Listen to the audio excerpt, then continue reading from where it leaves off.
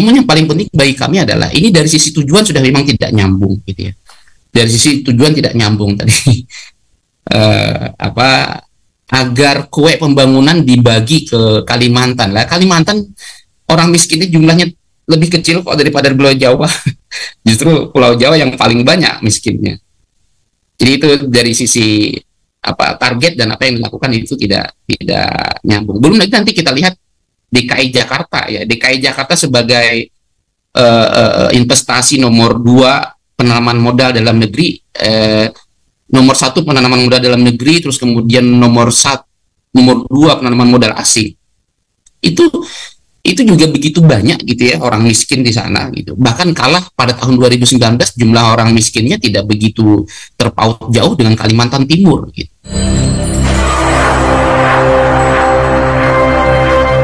Assalamualaikum warahmatullahi wabarakatuh, Bang Muhammad Hatta. Waalaikumsalam warahmatullahi wabarakatuh. Sudah sejak lama kita tidak membahas IKN. Yang krusial adalah update mengenai relevansi rencana IKN realistis dari sisi makroekonomi seperti apa, Bang Muhammad Hatta. Silakan, Bang. Keinginannya dulu kan rencananya bisa meningkatkan secara signifikan pertumbuhan ekonomi. Benarkah asumsi itu? Silakan, Bang Muhammad Hatta. Ya baik, terima kasih. Bismillahirrahmanirrahim. Assalamualaikum warahmatullahi wabarakatuh. Waalaikumsalam warahmatullahi wabarakatuh. Yang kami hormati Bang Faisal Assegaf selaku pembicara pertama, sekaligus nanti pembicara yang ketiga Bapak Dr. Muhammad Waib, yang kami hormati dan tentu saja dimuliakan oleh Allah Subhanahu wa Ta'ala. Kalau terakhir dari Menteri PUPR itu kalau tidak salah disebutkan kita sudah sekitar katanya jalan 30% ya, sekitar 30%-an progres pembangunan IKN itu. Dana yang dikeluarkan tidak kurang dari sekitar 25 triliun dan semuanya APBN, belum ada investor. Belum ada investor. Investor yang katanya 220 itu paling banter masih masuk dalam yang namanya NDA ya, non disclosure agreement. Jadi masih cukup jauh untuk bisa terrealisir investasi.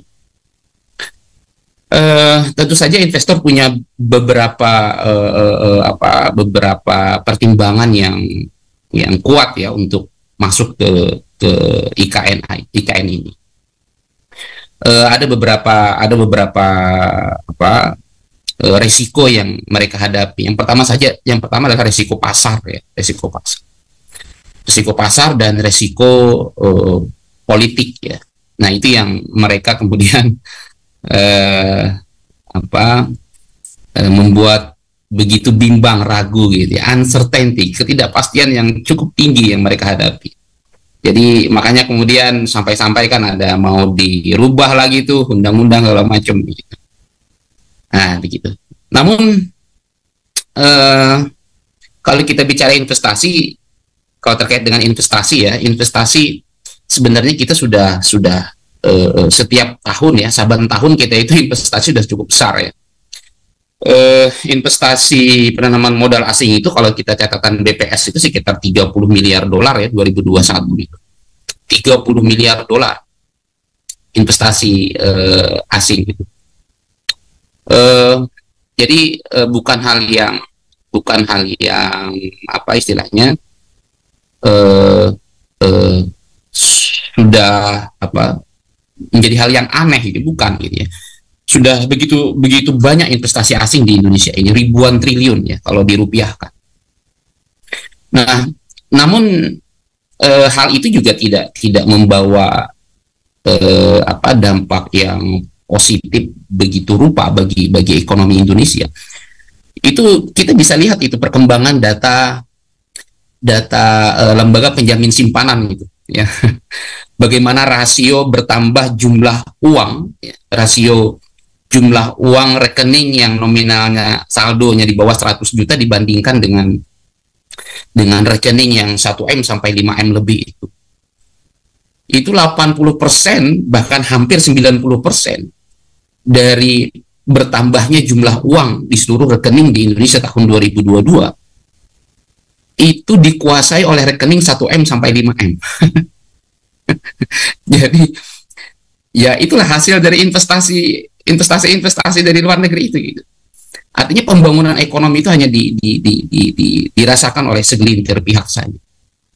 Nah, jadi kalau IKN kemudian digeber begitu rupa, gitu ya, dipaksakan begitu rupa, selama kemudian investasi asing yang jauh lebih besar daripada IKN itu juga tidak mampu berbuat apa-apa, terus apalagi IKN gitu yang investasinya tentu lebih kecil gitu dibandingkan investasi yang sebelum-sebelumnya yang sudah masuk.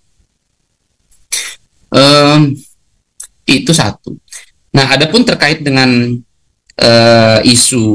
bukan isu ya, sudah mau diambil kebijakan bahwa ada tenaga kerja asing yang dipakai pengawasnya.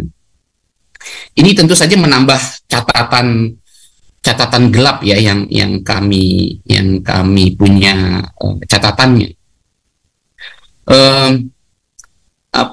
Ini kan hampir serupa dengan persoalan pengelolaan sumber daya alam. Ya. Sumber daya alam itu dikelola. Salah satu mitos yang yang dilemparkan oleh pemerintah biasanya adalah kita belum punya tenaga ahli untuk mengelola sumber daya alam itu. Belum punya tenaga ahli. Belum punya tenaga ahli.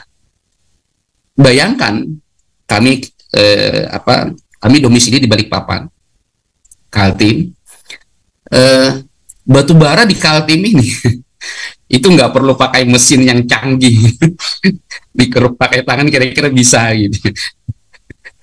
Tenaga kerja asing yang kayak apa yang diperlukan gitu.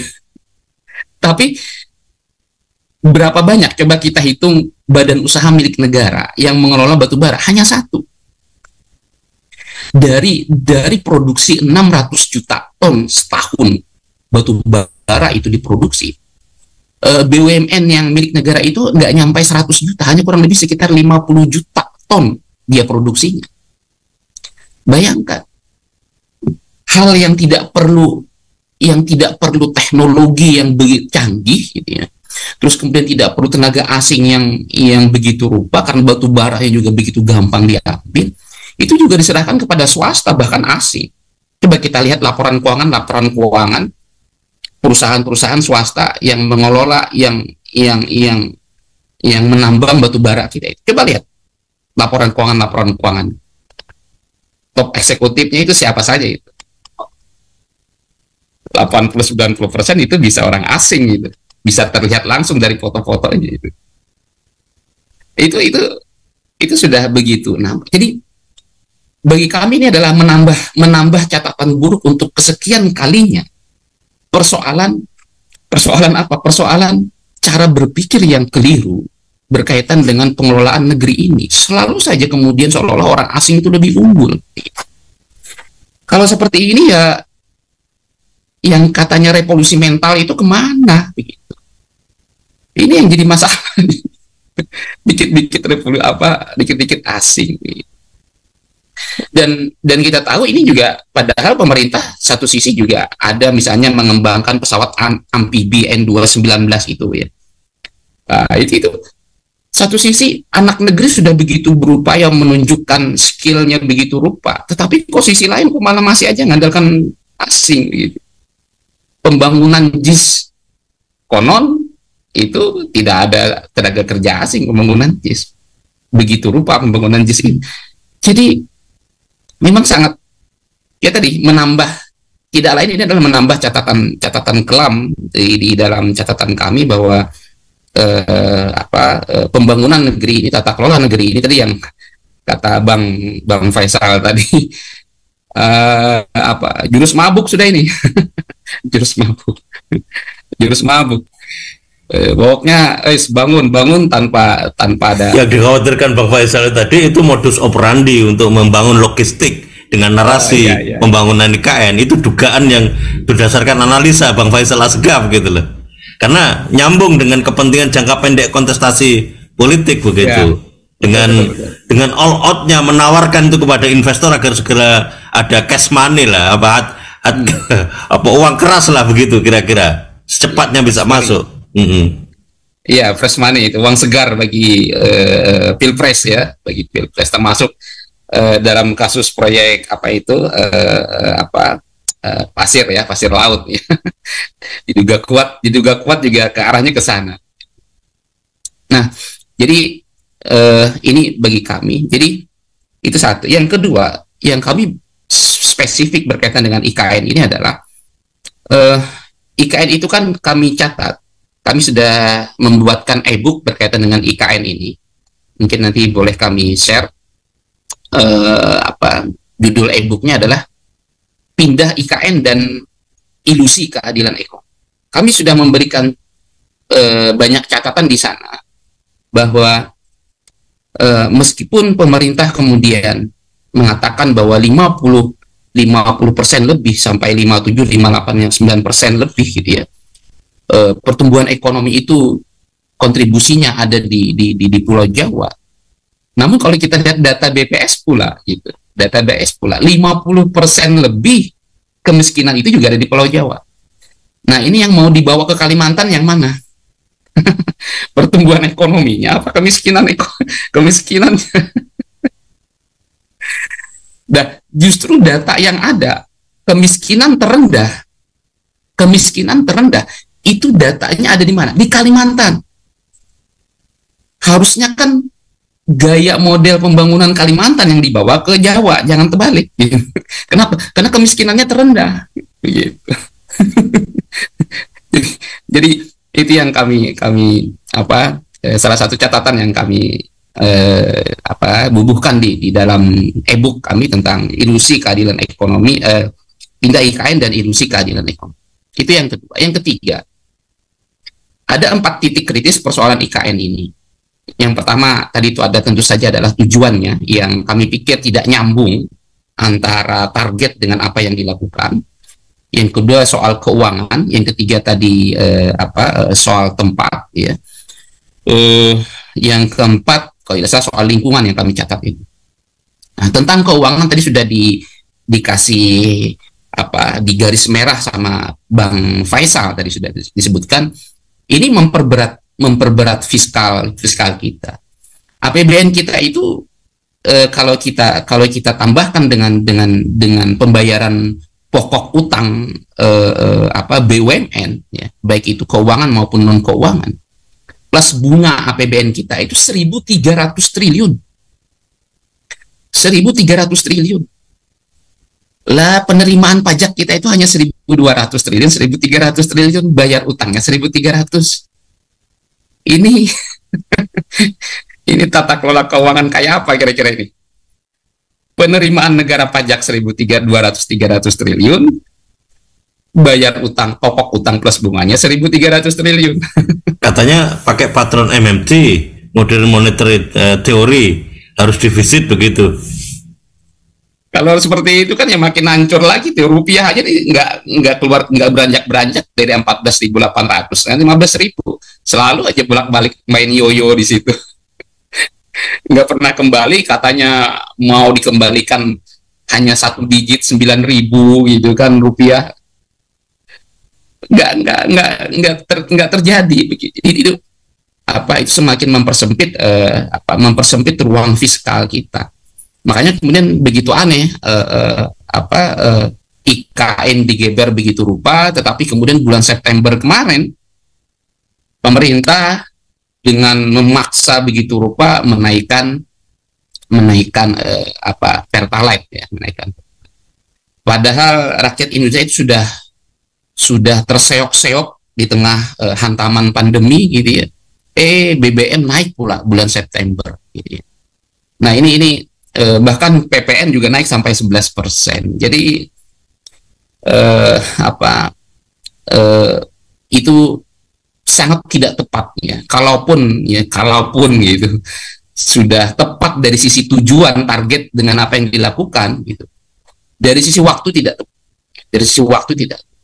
Karena ruang fiskal APBN itu sedang begitu rupa tertekan setelah pandemi kemarin. Jadi adapun kemudian persoalan IKN itu nanti jadi magnet pembangunan, itu kan untuk beberapa tahun yang akan datang, tidak dalam jangka pendek ini. Sementara yang kita hadapi adalah dalam jangka pendek short term saat ini, yang memerlukan peran pemerintah begitu kuat. Tapi anehnya justru yang dilakukan justru malah menambah tekanan kepada masyarakat. Makanya tidak heran permintaan masyarakat itu begitu mudah tuh tergerus ya, permintaan masyarakat itu tergerus.